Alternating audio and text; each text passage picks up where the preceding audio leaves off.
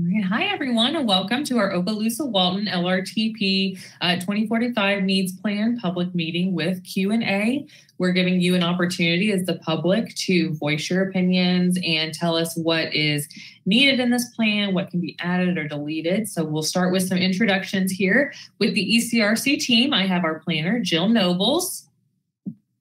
And then we also have Matthew with our HDR consultant team. We have Austin. Oh, I'm sorry, Matthew, go ahead.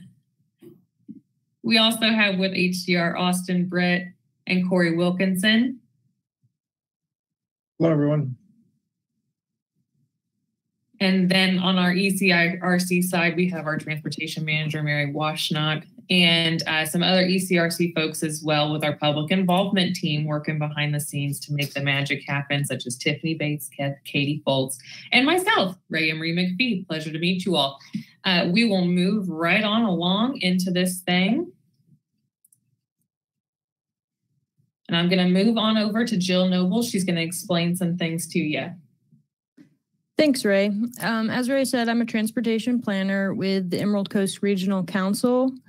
We serve as staff to 3 transportation planning organizations, or TPOs, in the Florida Panhandle. We have the Florida-Alabama TPO for Escambia and Santa Rosa counties, as well as portions of Baldwin County. And then we have the Okaloosa-Walton TPO, and then the Bay County TPO. So for the Okaloosa-Walton TPO, I'm showing you the boundary here. It doesn't include the more rural northern parts of Okaloosa and Walton counties, but it does include everything in Crestview and Defuniak Springs and south. Just to give you an idea of the area that we are talking about today and that we are planning for in the future.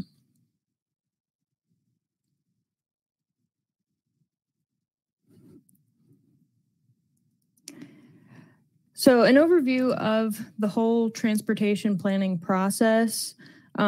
Pretty much any project, any kind of transportation from pedestrians and bicyclists, so sidewalks and bike lanes or bike paths, to automobiles and transit vehicles. If state or federal funds is used to fund those projects, then it has to go through the TPO process. And it all starts with the long-range transportation plan. Every 5 years, the long-range transportation plan, or as we'll call it today, the LRTP, it is updated every 5 years, and it consists of 2 main lists of projects. It's the needs plan and the cost feasible plan. The needs plan is everything that we can need to solve all of the transportation network's problems over the next 20 years. And then the cost feasible plan historically has been about 1/3 to 1/4 of the needs plan, and it's what we can actually afford looking at the revenues coming in over the next 20 years. And then every year we take that cost feasible plan and we prioritize those projects. We send that to FDOT for funding, and that is, once it is funded by the state legislature, we then develop our transportation improvement program, which is a list of all the projects and which phases will be funded over the next 5 years. So that process on the left happens every 5 years, and the process on the right is every year. Go ahead, Ray. So we started the 2045 LRTP update last year, a little over a year ago. And last fall, we looked at the area profile and existing conditions. So that's what does the TPO area look like right now as far as demographics, travel conditions, and how is it operating? We're looking at the the level of service for the roadways, and from there we got our steering committee together and developed a set of goals and objectives to what we it's kind of like a blueprint for the long-range transportation plan as to what we want the system to look like in 20 years. And from that, we said, all right, let's develop some criteria. Let's put some metrics behind these goals and objectives as to how to evaluate these projects as to if they're good projects or not. And then we get into the financial resources and the congestion management process plan, or the CMPP, and that we did earlier this year. So with the financial resources, we looked at all of the foreseeable revenue that can go towards transportation projects that goes through the TPO process. And then for the congestion management process plan, we were looking at, as it sounds, congestion, not just automobile congestion, but even looking at the transit networks as well as the bike ped networks, and seeing how those are performing and ways to improve upon the existing system. And now we're in the needs plan development, and in the next couple months getting into the cost feasible plan. Go ahead, Ray. I'm going to quickly go over each of those steps. Again, all these details can be found on our website, but the goals and objectives, we came up with 6 overarching goals for the LRTP. And these, again, like I said, these have full written out goals. These are just like the high level concepts of each goals. So one that is safe and secure, one that is user-friendly and multimodal. Like I said, this is not just automobiles, it is every form of transportation. We want the effective movement of goods and people. So not just, moving people to and from work and school, but also moving cargo and, those shipping movements of goods. And then we also want this to develop a high quality of life. We don't want roadways that don't, that just is like a basic 2-lane pavement. No, let's add some more, add a sidewalk, trees, other things like that further develop the sense of community for the Okaloosa-Walton TPO area. And then we also need a network that's maintained and operated efficiently. So once we invest this money, we want it to be kept up. And then the last goal is for consistent and cooperative planning. That's just saying that this isn't a one-time thing. It's an ongoing process, and we have partners, local, state, and federal partners that we all need to be on the same page for in this planning process. Next slide. We tied those goals directly with, or when developing the evaluation criteria, we derived the criteria directly from those goals. And if you start with the top right quadrant of this little pie chart, that's where goal A is, and then you can go clockwise around for each percentage of how these criteria will be used on these projects. So for a project, we have for the safety and security goal A, 20% of that project's ranking directly contribute to the safety and security of the network, and so on. Next slide. And whenever we developed the financial plan, we looked at all the different sources of potential revenues coming into the TPO planning process and how these projects are funded from the federal, state, and local levels. Next slide.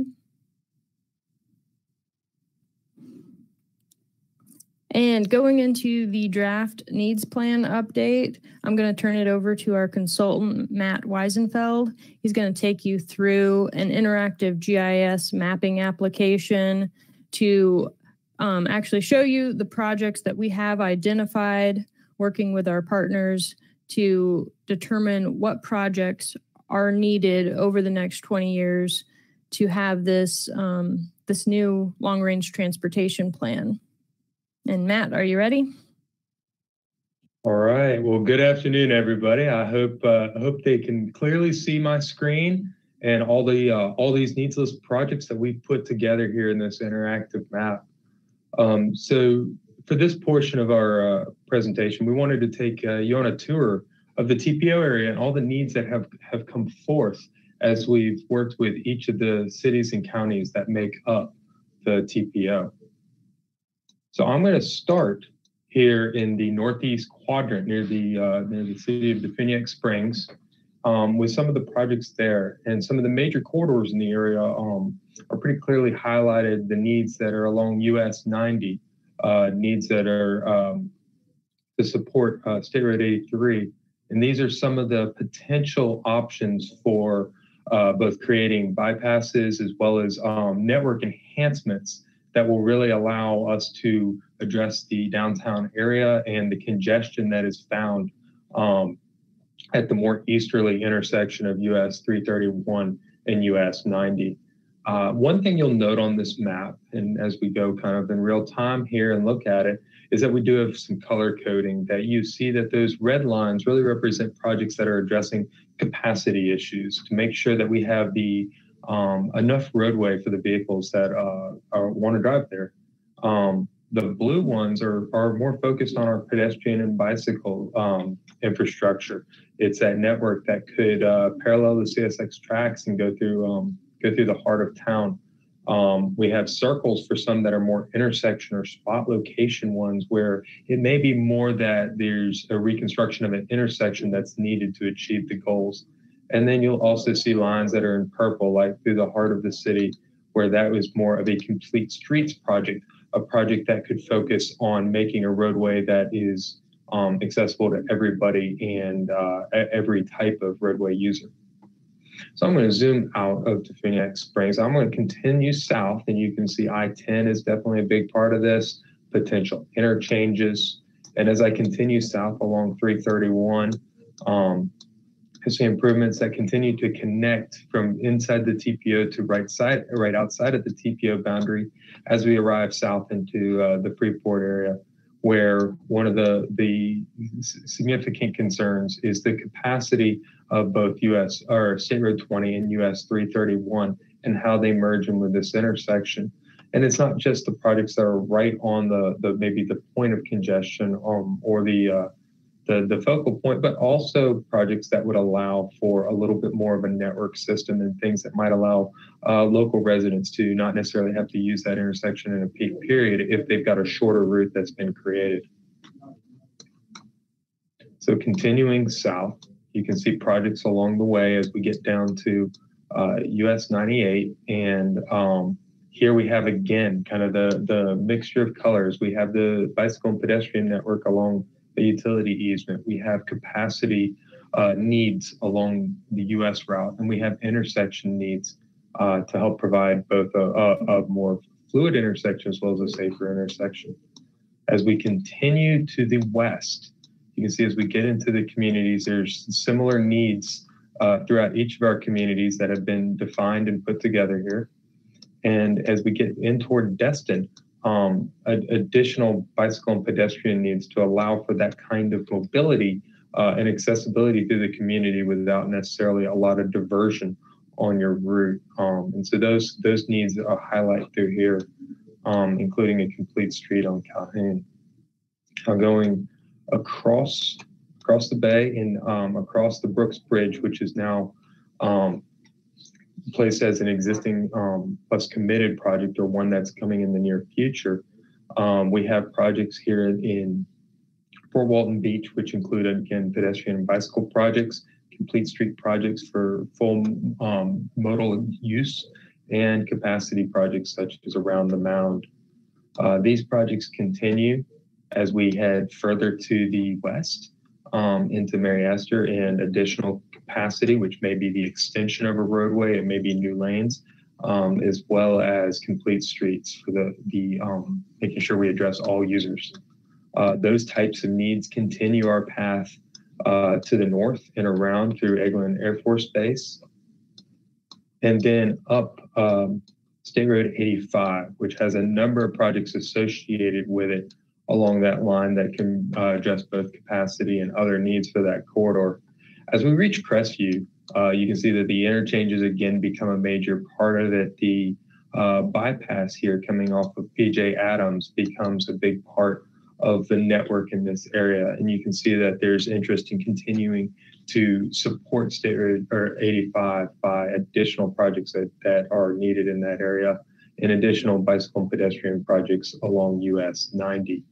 So that completes a tour around the TPO and gives a flavor for some of the needs that have been presented to date and are helping populate that needs plan that Jill outlined.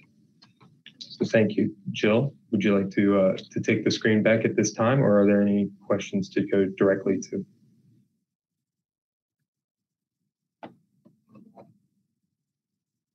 I'll take that screen from you. All right, thank you. Absolutely. Thank you. That was a really great overview. And even I learned a few things after all this time that we've talked together. So I'll go over the public outreach and how we can talk together, the public, you and us, ECRC and the TPO. So as mentioned at the beginning, I am a public involvement coordinator for ECRC, and that means I get to talk with the public all day long. And we've made some great strides so far in getting your input. So far, 20 of you have filled out our survey and provided us with comments, and we thank you for that. It's a really great step in the right direction. And there are a few other things that you can do for us to help get the word out. If you aren't already, we do urge you to sign up for our email updates. You can take our survey if you have not already, and then follow us on social media. We have a presence on Facebook, YouTube, and Twitter, so it's your preference, however you want to reach out to us. Facebook, you're able to find those events, and then on YouTube, you can watch us live, which many of you are doing currently, so thank you for that as well. Here is a quick little, the QR code may not work, but there is another link in the YouTube chat box, and then that was sent to the email subscribers as well. It's available on our website, and I'll walk you through how to find those right now so that you have no question whatsoever about where they are. So if we go and we navigate to the ECRC website, we're on the home page and we want to go to the OWTPO page. From there, you'll go to the plans and documents, and we're in the long range transportation plan. We do outline the 2040 and the 2045, so you want to make sure that over in this navigation bar, you go down to our 2045 virtual open house, this is a portion of that, but this is for people who maybe are on the go a little bit more and need to grab and go and self-guide when they can. If you want to look at our maps that you just went over and some of the documents that are outlined here, you can do so right here. And then if you did not receive a survey link or you want to go on your own time, that can be found right here. This is also a one-stop shop. You can do all of the things we outlined down at the bottom of the page. You can follow us and you can subscribe. Again, we try to make it very easy. So I'll turn it back over to Jill, and she will outline the next steps of the LRTP process. Thanks, Ray. Thanks, Matt, for the GIS map overview. So this is the outline of the next steps leading us to a December adoption of the LRTP. Earlier this month, we had a steering committee meeting finalizing the draft needs plan, at least as far as reaching out to our local partners, so all the cities and counties. Behind the scenes, we're drafting the purpose and needs statements for each project. Right now, we are in the public input phase. So in October, we're going to have another steering committee meeting. We will review all those public comments with the steering committee members and start working on that draft cost feasible plan. The October TPO meeting, we're going to present just as information items, the draft needs plan and the draft cost feasible plan. And then in November, we will be having another steering committee meeting. And again, those steering committee members are made up from members of our Citizens Advisory Committee and our technical coordinating committees. They will further refine that cost feasible list and really get into, making that final determination. We'll have a few scenarios for them to ultimately get down to just one scenario, the final cost feasible plan. We will be obviously reaching out for public input during that phase as well in November. And then in December, the December 9th TPO meeting, we will be asking the TPO to adopt these documents. Next slide. So right now I'm going to turn it over to Ray to see if we have had any questions come in through the chats or any other methods that we are receiving them. We have none on GoTo and we have none on YouTube. And since we have none currently, I'll go ahead and give everybody a reminder on how to reach out to us. Any comments submitted through the YouTube live chat box, any that we receive on the Facebook post related to the 2045 LRTP needs plan, those will be disseminated. They'll gather, we'll disseminate them to the board. So if you comment on our things, do so in those avenues. Email us at publicinvolvement@ecrc.org. Again, our website is a great outlet for you all to voice your concerns to us, and we're always here to listen to those. All right, thanks, Ray. And unless anything else comes in the next few seconds, I'm going to say thank you to HDR, our consultant, in helping us with this workshop. And thank you all for attending and viewing this. And if you do, again, like Ray said, if you have any comments or questions, feel free to reach out to us. And I hope you have a great day.